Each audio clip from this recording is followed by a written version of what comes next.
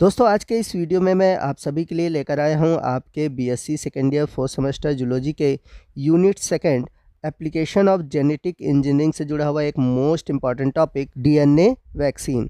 तो ये जो टॉपिक है बहुत ही इम्पॉर्टेंट है, खासकर उन स्टूडेंट के लिए जिनके एग्ज़ाम रिटेन होने वाले हैं।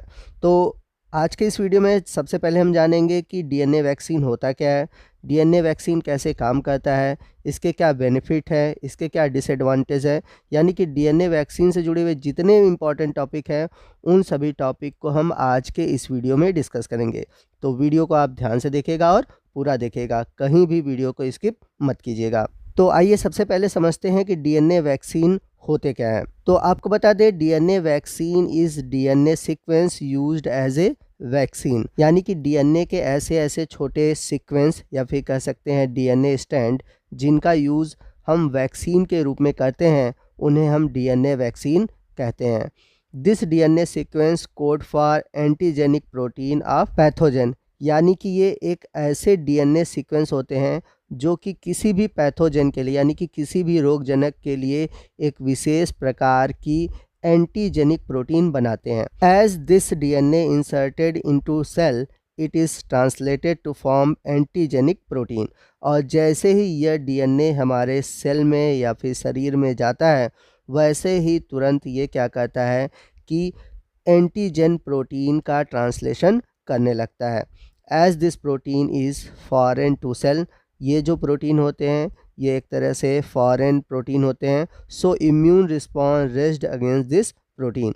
तो इस प्रोटीन के लिए हमारे शरीर का जो रोग प्रतिरोधक क्षमता है वो बढ़ जाता है। तो इस तरह से देखा जाए तो जो डीएनए वैक्सीन है ये हमें इम्यूनिटी प्रोवाइड करते हैं पैथोजन के खिलाफ। आइए नेक्स्ट हम बात करते हैं हिस्ट्री ऑफ डीएनए वैक्सीन, यानी कि डीएनए टीकों का इतिहास।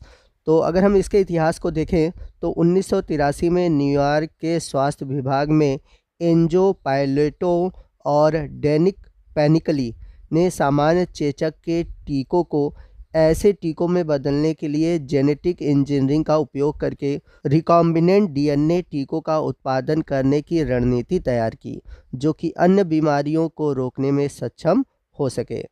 उन्होंने अन्य विषाणुओं जैसे कि हर्पिक सिप्लेक्स विषाणु, हेपेटाइटिस बी और इन्फ्लुएंजा से एक जीन प्रविष्ट करके काउपाक्स विषाणु के डीएनए को बदल दिया।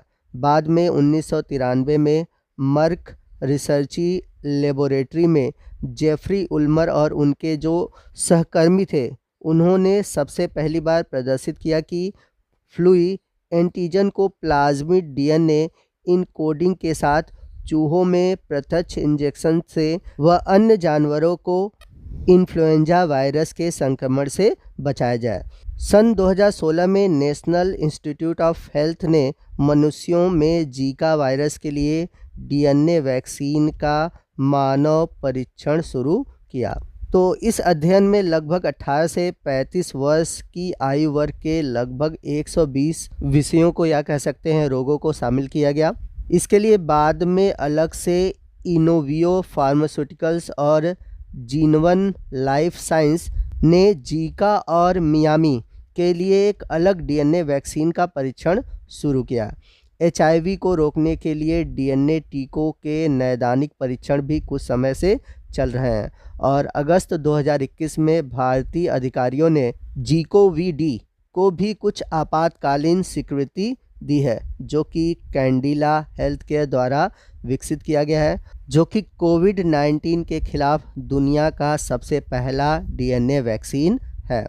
अब यहाँ पर बात आती है कि डीएनए वैक्सीन और जो पुराने यानी कि जो ट्रेडिशनल वैक्सीन है, इन दोनों में डिफरेंस क्या है। तो यदि हम बात करें डीएनए वैक्सीन की, तो इसमें केवल डीएनए यूज़ किया जाता है और हम जो डीएनए यूज़ करते हैं वह इन्फेक्शियस ऑर्गेनिज्म का यूज़ करते हैं, यानी कि जिससे जो रोग होने वाला होता है उसी ऑर्गेनिज्म के डीएनए का यूज़ करते हैं। और यदि हम बात करें ट्रेडिशनल वैक्सीन की, तो इसमें जो हम वैक्सीन यूज़ करते हैं उसमें क्या करते हैं कि जो इन्फेक्शियस ऑर्गेनिज्म है उसको हम कमज़ोर करते हैं या फिर उसको ख़त्म कर देते हैं, तब जाकर हम वैक्सीन तैयार करते हैं। यदि हम अगला डिफरेंस देखें डीएनए वैक्सीन का, तो इसमें जो रिस्क है हम इसको अवॉइड करते हैं और जो एक्चुअल इन्फेक्शियस ऑर्गेनिज्म होता है उसी को यूज़ करते हैं। जबकि जो ट्रेडिशनल वैक्सीन जो है उसमें हम रिस्क लेते हैं, यानी कि इसमें रिस्क की पॉसिबिलिटी होती है और ये कभी कभी फैटल यानी कि घातक सिद्ध होता है। वहीं अगर हम बात करें डीएनए वैक्सीन की अगले डिफरेंस की,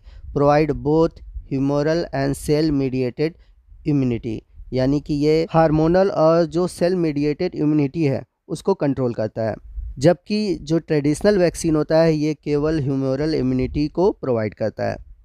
आइए नेक्स्ट हम बात करते हैं कि हम कैसे डीएनए वैक्सीन को तैयार करते हैं। तो इसके लिए सबसे पहले हम क्या करते हैं, वायरल जीन लेते हैं जो कि एक एंटीजेनिक प्रोटीन का फॉर्मेशन करता है। इसके बाद हम प्लाज्मिड को यूज़ करते हैं, यानी कि एक्सप्रेशन प्लाज्मिड को यूज़ करते हैं। आपको बता दें कि ये नॉर्मल प्लाज्मिड से अलग होता है। क्यों अलग होता है? क्योंकि ये जो वायरल जीन है उसको एक्सप्रेस करता है। इसके बाद रिकॉम्बिनेंट डीएनए टेक्नोलॉजी के थ्रू हम क्या करते हैं, फॉरेन जीन यानी कि वायरल जीन को हम प्लाज्मिड में जोड़ देते हैं। अगले स्टेप में हम क्या करते हैं कि जो हमारा रिकॉम्बिनेंट डीएनए है यानी कि प्लाज्मिड के साथ जो फॉरेन जीन है इसको हम ट्रांसफॉर्म करते हैं बैक्टीरियल सेल के अंदर। तो जब ये बैक्टीरिया के अंदर जाता है तो ये ट्रांसफॉर्म करता है, यानी कि बैक्टीरिया के जो नंबर है वो बढ़ते हैं और इस तरह से ढेर सारे बैक्टीरिया में हमें ढेर सारे जीन ऑफ इंटरेस्ट मिल जाते हैं, यानी कि जो वायरल जीन की कॉपी है वो हमें मिल जाती है। इसके बाद हम क्या करते हैं कि इसको हम प्यूरिफाई करते हैं, यानी कि प्लाज्मिड जो डीएनए है उसको हम अलग कर लेते हैं और इसका यूज़ करते हैं एज ए वैक्सीन के रूप में। अब जब हमारा वैक्सीन तैयार हो गया तो अब हम इसे कैसे ह्यूमन बॉडी में डिलीवर करते हैं, तो हम जानेंगे मेथड्स ऑफ डिलीवरी की। तो सबसे पहला है सिरिंज डिलीवरी यानी कि इंजेक्शन के थ्रू। तो इसके लिए हम इंट्रामस्कुलर या फिर इंट्राडर्मली मेथड यूज़ करते हैं इंजेक्शन के थ्रू। सेकंड मेथड है जीन गन डिलीवरी मेथड। तो इसमें एक विशेष प्रकार का गन होता है जिसे हम बोलते हैं जीन गन, जिसके अंदर जो वैक्सीन वाला डीएनए है इसको रखते हैं और उसको हम गोल्ड पार्टिकल के थ्रू जो रिसीवर है यानी कि जो ह्यूमन बॉडी है उसमें ट्रांसफॉर्म करते हैं। तो अगर आपको जीन गन के बारे में डिटेल से पढ़ना है तो इस पर मैंने एक अलग वीडियो बनाया हुआ है, जीन ट्रांसफ़र मेथड। आप वो वीडियो देख लीजिए, इससे जुड़ा हुआ कंसेप्ट जो है आपका क्लियर हो जाएगा। अब नेक्स्ट बात आती है कि कैसे डीएनए वैक्सीन काम करते हैं। तो डीएनए वैक्सीन के काम करने के दो अलग अलग तरीके हैं। पहला है इंडोजिनस और दूसरा है एक्सोजिनस। तो इंडोजिनस में क्या होता है, जो एंटीजेनिक प्रोटीन होती है वह प्रेजेंट होती है सेल में और उसी सेल के द्वारा एंटीजेनिक प्रोटीन बनाई जाती है। जबकि एक्सोजिनस में क्या होता है कि जो एंटीजेनिक प्रोटीन है वह एक सेल में जाती है और डिफरेंट सेल द्वारा भी बनाई जाती है। तो ये वर्क कैसे करता है मैं आपको इस एनिमेशन से समझाता हूँ, ठीक है। तो जो मसल सेल है, जब हम इसमें इंजेक्ट करते हैं डीएनए वैक्सीन को, यानी कि जो प्लाज्मिड डीएनए था, जो फॉरेन जीन रखे हुआ था यानी कि जो वायरल जीन रखे हुए था, उसको हम मसल सेल्स में डालते हैं। तो जब ये बॉडी में जाता है तो ये दो तरह के पाथवे बनाता है, एक तो है इंडोजिनस और दूसरा है एक्सोजिनस। तो सबसे पहले हम इंडोजिनस पाथवे समझते हैं। तो यहाँ पर आप देख सकते हैं एक मसल सेल है और उसका न्यूक्लियस है और उसके न्यूक्लियस के अंदर जो फॉरेन डीएनए है प्लाज्मिड के साथ वो चला गया है, यहाँ पर आप फिगर में देख सकते हैं। तो जब ये डीएनए है ये न्यूक्लियस में पहुंचता है तो फॉर्मेशन करता है मैसेंजर आरएनए का, और मैसेंजर आरएनए किस प्रोसेस से बनते हैं, ट्रांसक्रिप्शन से। इसके बाद क्या होता है, ट्रांसलेशन होता है और ट्रांसलेशन के बाद प्रोटीन बनते हैं। परंतु यहाँ पर जो प्रोटीन बन रहा है वो एंटीजेनिक प्रोटीन होता है, जो कि उससे रिलेटेड जितने भी पैथोजन है उसके लिए एंटीजन का काम करता है और उसे नष्ट कर देता है। तो ये जो एंटीजेनिक प्रोटीन है ये एंटीजेनिक पेप्टाइड के रूप में चले जाते हैं इंडोप्लाज्मिक रेटिकुलम में। इसके बाद क्या होता है कि ये जो एंटीजेनिक प्रोटीन होते हैं यह सेल के सरफेस पे चले आते हैं और सेल के सरफेस पे आने के बाद ये एक तरह से उस सेल को इम्यूनिटी प्रदान करते हैं उससे जुड़े हुए जो एंटीजन है या फिर उससे जुड़े हुए जो पैथोजन है उसके खिलाफ। तो यहाँ पर आप देख सकते हैं जो सेल है उसमें जो एंटीजन है उस एंटीजन से जुड़ा हुआ है एंटीजेनिक प्रोटीन, ठीक है। तो ये तभी एक्टिव होता है जब इसको आकर टी हेल्पर सेल मदद करता है, यानी कि जो टी हेल्पर सेल है ये क्या करता है, इसको एक्टिव करता है। तो जब ये इसको एक्टिव करता है तो ये ढेर सारी अपनी कॉपी बनाता है, एक्टिवेट हो जाता है, मल्टीपल कॉपी बना लेता है। अब जब ये मल्टीपल कॉपी बना लेता है तो इसकी जो पॉपुलेशन है पूरे सेल में बढ़ जाती है और एक तरह से इसकी जो मेमोरी है वो टी सेल में बन जाती है। तो अब जब भी कोई पैथोजन, इससे रिलेटेड जो पैथोजन है अटैक करता है तो ये कहता है, ये जो एंटीजन होता है ये क्या कहता है, उस पैथोजन को नष्ट कर देता है। अब बात करते हैं हम एक्सोजिनस पाथवे की। तो ठीक उसी प्रकार से ये मसल सेल्स है और उसके अंदर जो प्लाज्मिड है जो कि फॉरेन डीएनए को लिया हुआ है, फिर वो क्या करेगा, ट्रांसक्रिप्शन के थ्रू बनाएगा एमआरएनए, ठीक है, और इसके बाद ट्रांसलेशन के थ्रू बनाएगा एंटीजेनिक प्रोटीन, ठीक है। अब ये जो एंटीजेनिक प्रोटीन है यह सेल के बाहर आ जाता है। तो जब ये बाहर आता है तो हमारे शरीर में फैगोसाइटोसिस के लिए ढेर सारे सेल होते हैं, मतलब कि ये इसका भक्षण कर लेते हैं। तो जिस सेल में फैगोसाइटोसिस होता है वह एंटीजन प्रेजेंटिंग सेल होते हैं। तो इसे जब एक बार इनगल्फ कर लिया जाता है तो ये जो एंटीजेनिक प्रोटीन है यह ब्रेकडाउन होता है एंटीजेनिक पेप्टाइड्स में, और ये जो एंटीजेनिक पेप्टाइड्स है ये बाइंड हो जाता है MHC2 के साथ।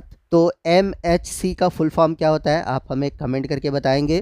इसके बाद क्या होता है कि ये जो एंटीजन है ये सेल के सरफेस पे आ जाता है और इस तरह से ये एक्सप्रेस्ड करता है अदर इम्यून सेल के लिए, और यहाँ पर भी टी हेल्पर सेल इसे एक्टिवेट करते हैं और रिलीज़ करते हैं साइटोकाइन। साइटोकाइन जो होता है यह एक प्रकार का केमिकल मैसेंजर होता है इम्यून सिस्टम का, जो कि मैसेज करता है जो अदर हेल्पर सेल हैं उनको।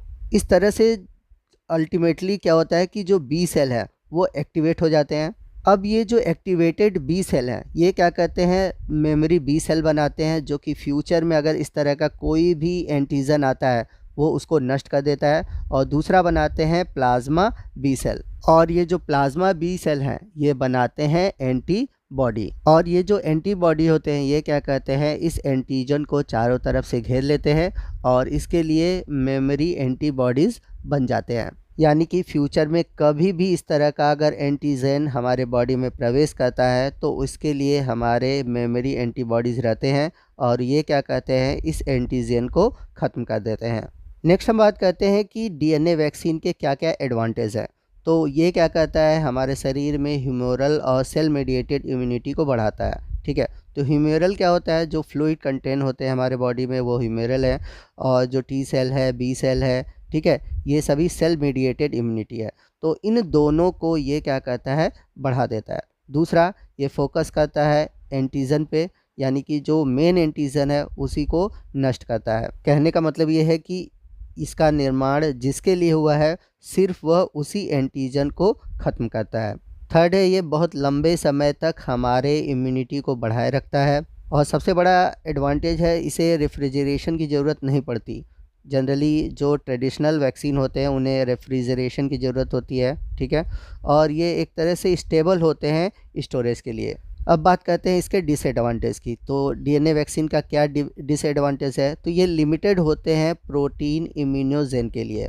इसका जो अगला डिसएडवांटेज है ये एक्सटेंड कर देता है इम्यून सिचुएशन को, जो कि क्रोनिक इन्फ्लेमेशन को कॉज करता है। अगला जो डिसएडवांटेज है, some antigen require processing which some time does not occur, यानी कि कुछ एंटीजन को प्रोसेसिंग की ज़रूरत होती है जिसको कभी कभी करना या प्रोसेसिंग करना पॉसिबल नहीं होता। तो दोस्तों इसी के साथ हमारा डीएनए वैक्सीन से जुड़ा हुआ आज का ये पार्ट ख़त्म होता है। आपको आज का ये वीडियो कैसा लगा कमेंट करके ज़रूर बताइएगा। वीडियो अच्छा लगा हो तो वीडियो को लाइक और शेयर करना मत भूलिएगा, और कोई भी डाउट है आप हमसे कमेंट करके पूछ सकते हैं। तो मिलते हैं अगले वीडियो में अगले टॉपिक के साथ, तब तक के लिए जय हिंद, जय भारत।